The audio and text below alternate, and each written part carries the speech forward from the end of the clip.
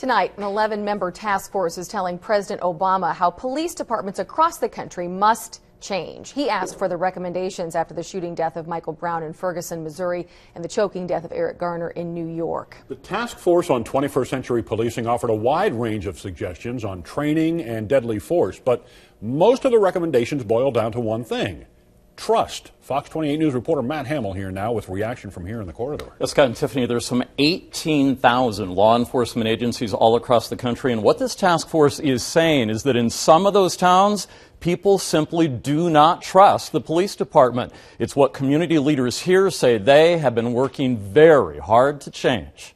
The need for fair and just law enforcement. A large part of the recommendations to the president focus on what police are doing when they are not at the scene of a crime and how they interact with the people they serve. It establishes that trust factor.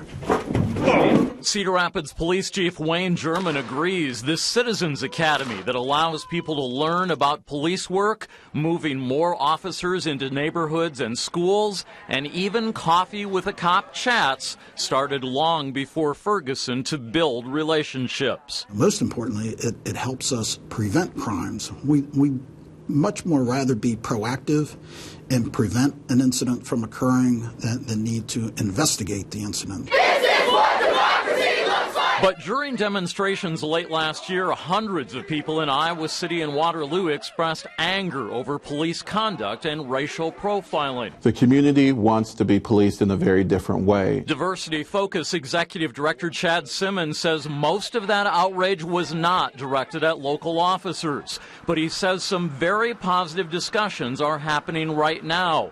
And it's critical for police to remember the vast majority of people they see every day are not criminals. Any time that the community and law enforcement can spend time with each other when there is not an emergency, it's going to help us improve the relationship when there is one.